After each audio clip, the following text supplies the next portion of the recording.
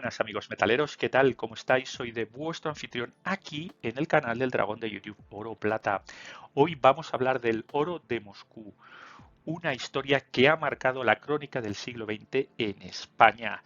Para los que no sepáis de qué va un poquito la historia, es simple. 1936, comienzo de la Guerra Civil en España.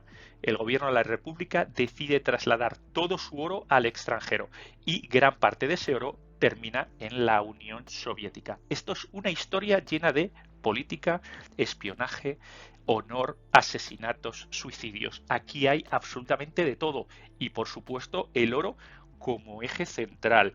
Además, alguna que otra curiosidad, como que el Banco de España era una sociedad anónima.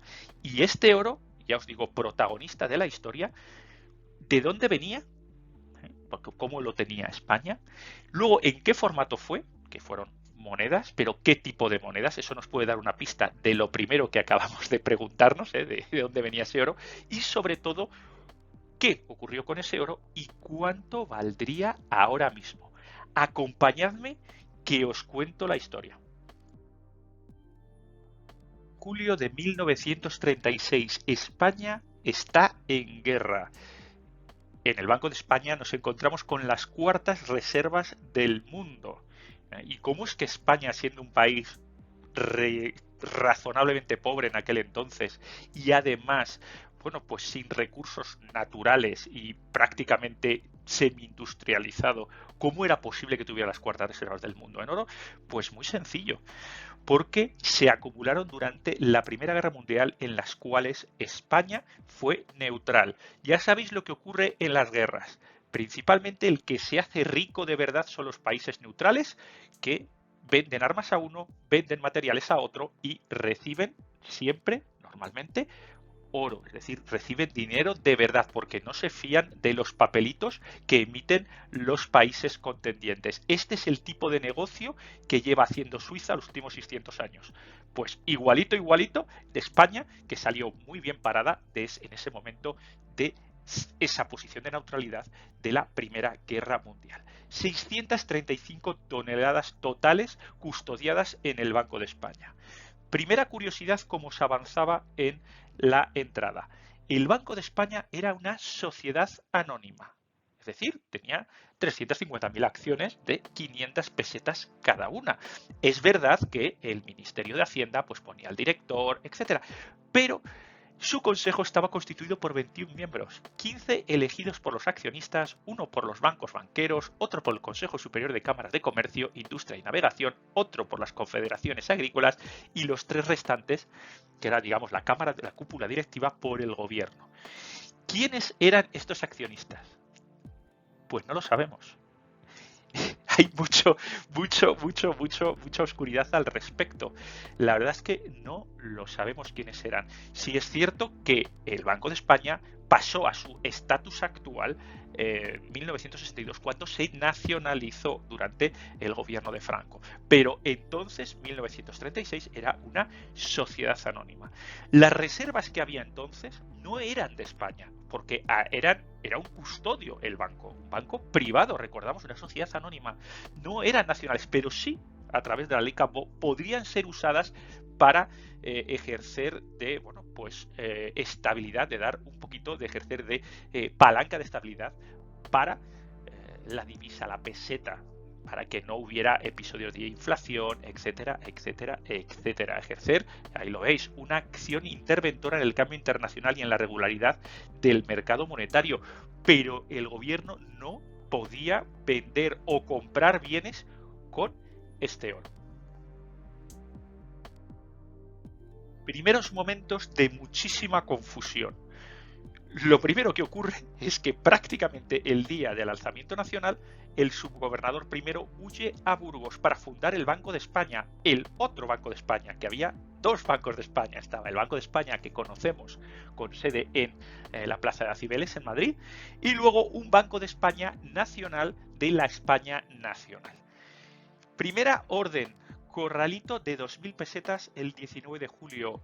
Personas y entidades jurídicas, es decir, empresas, no pueden sacar más de 2.000 pesetas desde el 19 de julio. Todo esto, evidentemente, para controlar los capitales y no descapitalizar a la banca y que no se creara una confusión aún mayor.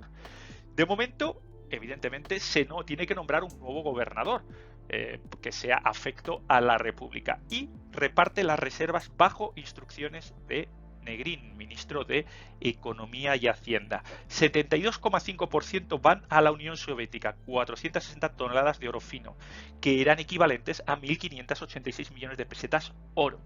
Y el resto, 27,5%, van a Francia, 175 toneladas, que eran 616 millones de pesetas oro. ¿Cuál es la razón de moverlo? Bueno, pues la razón esgrimida por la República es que no querían que cayera en manos del Bando Nacional, con lo cual tenían que sacarlo de allí y no tenían claro que obviamente Madrid en ese momento fuera o cayera hacia el lado nacional o cayera hacia el lado republicano. Con lo cual, primera decisión, el oro fuera.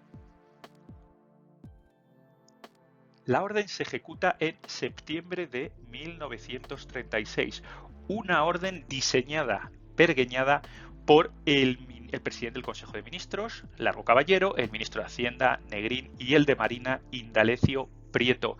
De esto no sabe nada el presidente de la República, Azaña, hasta que ya son hechos consumados y le presentan este papelito de aquí que dice, bueno, pues ahora vas y lo firmas. Yo creo que Azaña, según dicen las crónicas, se sintió aliviado diciendo, oye, yo de todo esto no sé nada y a mí la historia me juzgará por otras cosas, pero de luego por esta no.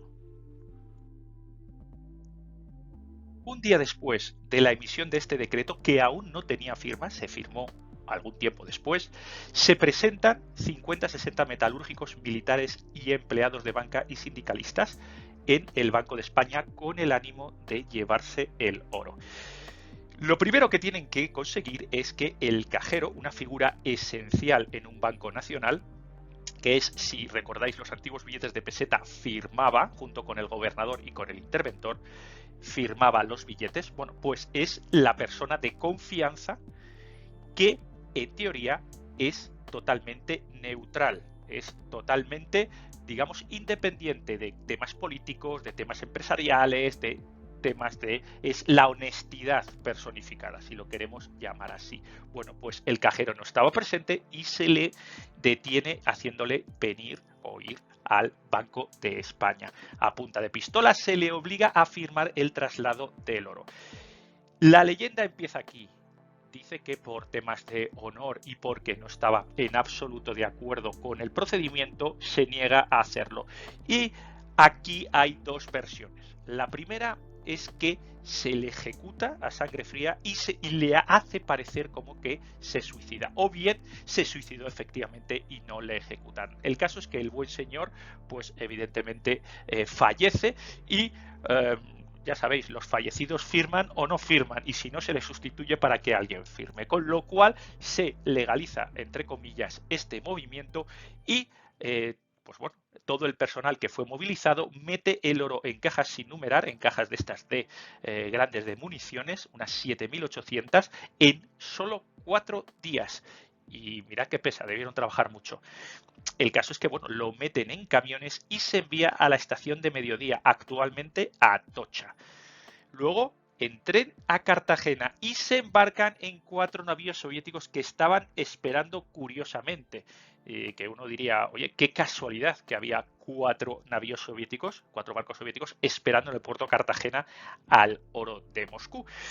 Y todo esto es porque estaba cuidadosamente planeado por Orlov, que era el delegado de la NKVD en España, de los servicios secretos soviéticos dentro de la República, que era el que llevaba los engranajes de toda esta operación. Los 4 buques, Kine, Neves, Kursk y Volgoles, partieron para Ucrania, la actual Ucrania, antigua Unión Soviética. Siguiente parada, Odessa. Por cierto, ningún recibo de entrega por parte de los soviéticos en España. Nadie firmó nada, nadie contabilizó nada. Se metió todo lo que se encontró en la caja fuerte del Banco de España incluso en cajas privadas. Recordamos que es una sociedad anónima y ahí había, pues eso, depósitos individuales, depósitos personales. Bueno, pues se sacó todo y se puso en cajas. Nadie firmó ningún recibo de entrega en suelo español. Siguiente parada, Odessa. Nos llega el Kursk con algo de retraso porque tiene algún problema técnico, una avería, y el gobierno de la República manda a 3 funcionarios españoles afines y al embajador de la Unión Soviética, de la República Española, a verificar y a contabilizar el oro que se desembarcaba. Total 15.571 sacos que contenían 16 clases de monedas distintas, 509 toneladas de peso total, 460 toneladas de peso fino. Fijaos lo que dicen las crónicas. Uno de los altos jefes de la GPU, de las oficinas de inteligencia interna de la Unión Soviética, que era el encargado de transportar los camiones y de recibir la mercancía en Odessa, dijo que si todas las cajas de oro que apilamos en los muelles de Odessa se colocaran aquí una al lado de otra, cubrirían completamente la Plaza Roja. Yo no sé si habéis estado en la Plaza Roja de Moscú, yo sí, y ya os digo que es gigantesca el espectáculo que tenía que tener esos 15.571 sacos uno al lado del otro en el suelo, debió ser digno de ver. Los funcionarios españoles anotaron cuidadosamente la cantidad de moneda y de lingotes que había. Y el recibo que se encuentra en los archivos del Banco de España lee así. Fijaos, en caso de que el gobierno de la República ordenase la exportación del oro recibido en depósito por la Unión Soviética, o bien en caso que dispusiera del mismo de otra manera, la responsabilidad asumida en el presente acta por el Comisariado del Pueblo para las Finanzas será reducida automáticamente en todo o en parte en proporción a las disposiciones del gobierno de la República Española. Es decir, queda la Unión Soviética como depositario del oro. Nadie se lo regala, nadie le da ninguna instrucción al respecto. Ahí dice, ahí lo veis, queda claro que se trataba de un depósito de la República Española. Y la Unión Soviética otorgaba la titularidad del depósito al Estado español republicano y no al Banco de España, su verdadero propietario. Recordad que el Banco de España era una sociedad anónima, lo cual hace una nacionalización de facto del oro para uno de los dos bandos combatientes en la guerra civil. Orlov, desde sus operaciones en España, es llamado de vuelta a la Unión Soviética para entrevistarse con Stalin al respecto de esta operación. Lo que nos cuenta Orlov es que Stalin dijo: los españoles no verán su oro nunca más, como tampoco ven sus orejas. Un dicho ruso aparentemente bastante común. Orlov, visto lo visto y conociendo a Stalin, decide salir por pies y pues pedir asilo político en los Estados Unidos, siendo una de los primeros movimientos de espías que se mueven de un bando a otro y haciendo prever un poquito lo que sería después en la Guerra Fría. Se va a Estados Unidos y pide, pide asilo. Y lo hizo bien, porque realmente todos los altos cargos soviéticos que participaron en la recepción y la organización del oro de Moscú recibieron Piolet. Grinko, comisario de finanzas, Piolet. Kerensky, comisario de asuntos exteriores, Piolet. Margulis, comisario para metales preciosos, Piolet. Kagan, comisario para metales preciosos, Piolet. Es decir, se quedaron sin Piolets en Moscú. Y bueno, en cuanto a qué pasó con los funcionarios españoles, pues y con el embajador, bueno, el embajador fue trasladado inmediatamente a París y le sacaron de Moscú. Y a los 3 funcionarios españoles les enviaron cada uno a una punta del mundo: Estocolmo, Buenos Aires, etcétera. Nadie dijo nada por parte de los españoles, y con razón, lógicamente, porque ellos sabían que también podían recibir su Piolet allá donde estuvieran, igual que lo recibió Trotsky en México. Con lo cual decidieron tener una vida lo más alejada posible y discreta, sin decir nunca nada más. Ya hemos visto que había 15.000 y pico bolsas de oro. ¿Pero qué contenía los funcionarios españoles que contabilizaron exactamente. Bueno, pues ahí tenéis toda la lista de monedas que tenían, que contenía ese oro de Moscú.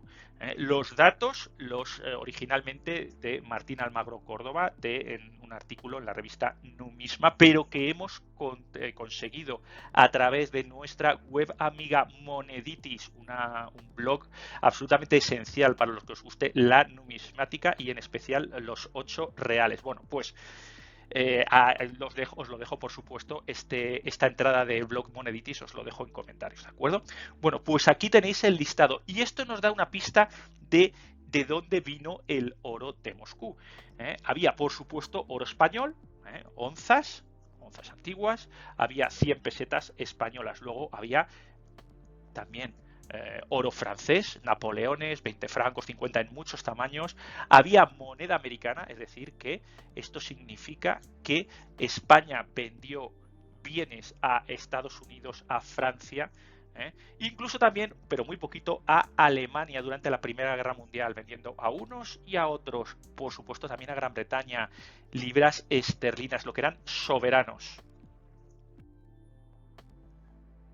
Francos belgas, liras italianas, portuguesas, etcétera, etcétera, etcétera, e incluso aquí al final 64 lingotes de 12 kilos. Pero como veis, la mayoría del oro de Moscú eran monedas.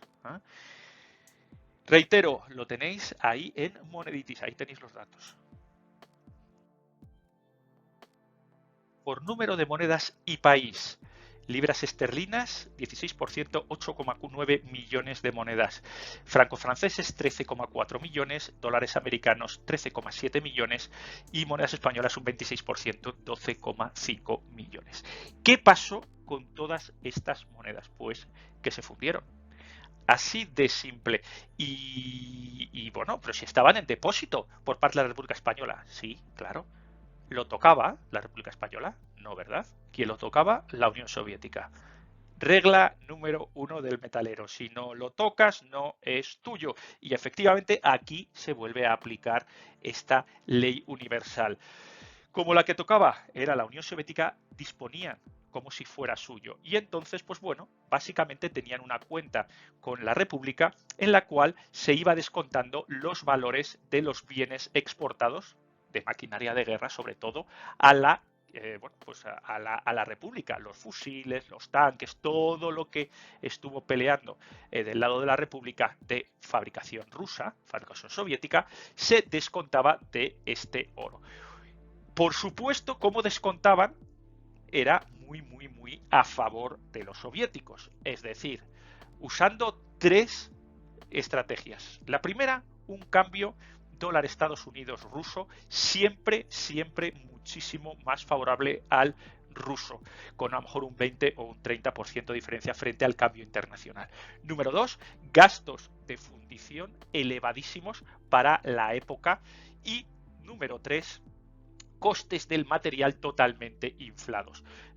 Rifles que costarían 4 rublos costaban 12. Es decir, estas 3 efectos o estos 3 triquiñuelas de los soviéticos, pues significaron que las reservas de oro de España pues se evaporaran muy rápido, con lo que al final no quedó nada de titularidad española, por supuesto. Ellos sí tocaron el oro.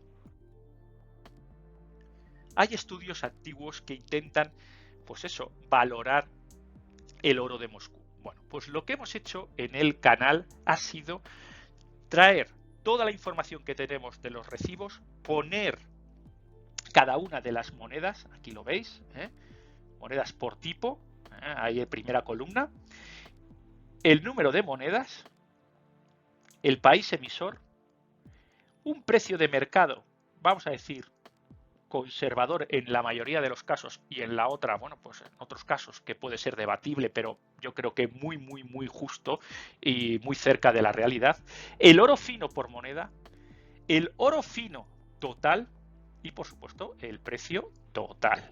Y luego, pues, en las monedas que se haya considerado una variación versus spot. Por ejemplo, tenemos monedas de 8 escudos, 11.865 monedas de 8 escudos, cuyo país emisor es España. Esto ya de por sí hace llorar al niño Jesús. Que hayan fundido 11.865 8 escudos hace llorar al niño Jesús. En fin, le damos un precio de mercado aproximado, tal como está el mercado ahora mismo en 2023, de en torno a unos 2.000 euros. No vamos a pretender que todas estas monedas de 8 escudos sean caras de rata, que valen 4.000 euros o más, pero tampoco vamos a pretender que todas las monedas sean de las más corrientes y que estén totalmente destrozadas. Vamos a buscar un término medio conservador y por eso damos esos 2.000 euros. Lo mismo pasa con las 100 pesetas de 1.897. 100.000 monedas de 100 pesetas de 1.897 a un precio de mercado actual de unos 2.300 euros. Todas las monedas que están así resaltadas en amarillo están calculadas a spot puro. ¿De acuerdo? Por ejemplo, las 25 pesetas, 415 euros, 333 las 20 pesetas y los napoleones a 333 euros. En este caso, 2.200 euros para los 100 francos, son monedas un poquito más especiales, pero el resto, de nuevo, de las monedas francesas a spot. Las monedas americanas, debido a que tienen un mercado, el precio de mercado es un poquito mayor, hemos colocado un spot más 10%. Nadie espera encontrarse unos St. Gaudens, que seguramente lo sabría, porque hay nada más y nada menos que casi 3 millones de monedas de $20 que fueron a fundir. Pero bueno, nadie espera encontrarse St. Gaudens de los más raros, pero tampoco, oye, que todos sean St. Gaudens de los más normalitos. Entonces, bueno, pues vamos a poner un 10%, vuelvo a repetir, muy, muy conservador. Lo mismo con los $10 Indian y los $5 Indian. Los marcos alemanes y los soberanos están calculados de nuevo a spot. El doble soberano y el quíntuple soberano de Reino Unido, obviamente, a precio de mercado, que valen bastante más caro de spot. Pero hemos sido conservadores. 1.100 euros el doble soberano, 2.500 euros el quíntuple soberano. Los francos belgas a spot, las 100 liras le hemos dado un poquito más, un 10% sobre spot, pero el resto de denominaciones inferiores, pues lo hemos colocado a spot para, ya os digo, ser conservadores. 4 escudos y monedas antiguas sin definir portuguesas las colocamos como si fueran monedas de 4 escudos españolas. Vamos a colocar 800 euros, siendo, por supuesto, conservadores. Monedas rusas, que también había algunas, 10 rublos y 5 rublos. Los 10 rublos, que ya sabéis que tienen un mercado bastante potente, le ponemos un 20% sobre spot, que creo que es adecuado, un 10% para las de 5 rublos, siempre quedándonos cortos, porque yo creo que aquí el valor sería un poco superior. El resto de las monedas austriacas, pesos mexicanos, golden, francos suizos, etcétera, todo a spot, incluso los lingotes 64, lingotes de 12 kilos. El resultado final nos da los 460 toneladas de oro fino, que es lo que estábamos buscando. Es decir, nos coincide perfectamente todo este listado de monedas con lo que nos marca la crónica, con lo cual entendemos que las cuentas las hemos hecho bien. Y luego, aquí finalmente sumamos los dineros. 27.908 millones de euros. Todo una auténtica fortuna. Eso es lo que se quedó en Moscú. Ya sabéis, hubo otro porcentaje, un 20 y pico % de las existencias totales que fueron a parar a Francia. Pero eso es otra historia, no nos vamos a liar, que ahí también hay mucho que desentrañar. En fin, chicos, hasta aquí este episodio. Sí me gustaría que si vais a usar estas cifras, tanto las 460 toneladas de oro fino o los 27.908 millones de euros, citarais el episodio, porque esta tabla de aquí es mía, es del canal. Se os lo agradecería de verdad mucho. Si os ha gustado, le dais un like. Si no os ha gustado, le dais un unlike. Ya sabéis dónde me tenéis. Me tenéis en Twitter, Dragón Oro Plata, y en Spotify, Dragón Oro Plata. ¿Qué hemos aprendido en este episodio? Número 1, que las guerras, además de costar vidas, cuestan muy caras. Y que el que gana es el que no participa en la guerra. Y número 2, si no lo tocas no es tuyo. Si no lo tocas no es tuyo. La República dejó de tocarlo y dejó de ser oro de España. Chicos, pues hasta ahí. Hasta la próxima. Adiós, adiós. Thank you.